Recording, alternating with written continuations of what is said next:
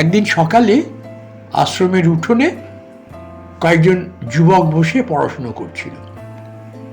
বই খোলা, খাতা সামনে, কিন্তু চোখে অন্যমনস্কতা, মুখে বিরক্তি। ঠিক তখনই সেখানে এসে দাঁড়ালেন স্বামী বিবেকানন্দ। তিনি কিছু বললেন না, শুধু একবার সবার দিকে তাকিয়ে চুপচাপ একটি চেয়ারে বসলেন। কিছুক্ষণ পরে এক যুবক সাহস করে বলল, মহারাজ, আমরা পড়তে বসি ঠিকই, কিন্তু মন কিছুতেই স্থির থাকে না। একটু পড়লেই হাজার রকম চিন্তা এসে ভিড় করে।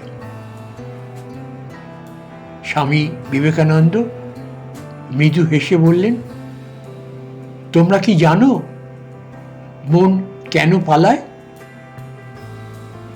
কেউ উত্তর দিতে পারল না। তিনি পাশে রাখা একটি কাগজ তুলে নিয়ে বললেন, এই কাগজটার দিকে সবাই মন দিয়ে তাকাও। এক মুহূর্তের জন্য চোখ সরাবে না। সবাই নিঃশব্দে তাকিয়ে রইল। ঠিক তখনই বাইরে ঘন্টা বাজল, দূরে কারো কথার আওয়াজ এলো, পাখির ডাক শোনা গেল। কিছুক্ষণ পর তিনি প্রশ্ন করলেন, এই সময় তোমরা কি কি শব্দ শুনলে? যুবকেরা একে অপরের মুখের দিকে তাকালো। শেষে একজন বলল, মহারাজ, সত্যি বলতে আমরা কিছুই খেয়াল করিনি, শুধু কাগজটার দিকেই তাকিয়েছিলাম। স্বামী বিবেকানন্দ তখন শান্ত গলায় বললেন, এইটাই মনোযোগ। যেখানে মন সম্পূর্ণভাবে থাকে, সেখানে বাকি সব কিছু আপনা থেকেই দূরে সরে যায়। একজন যুবক আবার জিজ্ঞেস করল, কিন্তু মহারাজ, আমরা তো মনোযোগ দিতে চেষ্টা করলেও পারি না।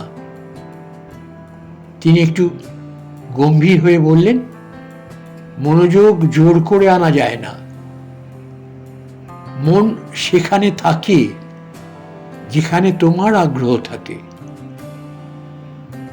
তিনি একটু থেমে যোগ করলেন, আগুন জ্বললে কি তাকে আলাদা করে আলো দিতে হয়? না, আলো আগুনের স্বভাব। তেমনি যে কাজে হৃদয় জড়িয়ে যায়,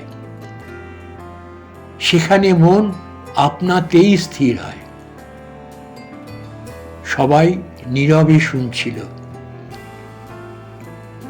স্বামী বিবেকানন্দ শেষে বললেন, তোমরা আগে ঠিক করো কেন পড়ছো, কিসের জন্য পড়ছো।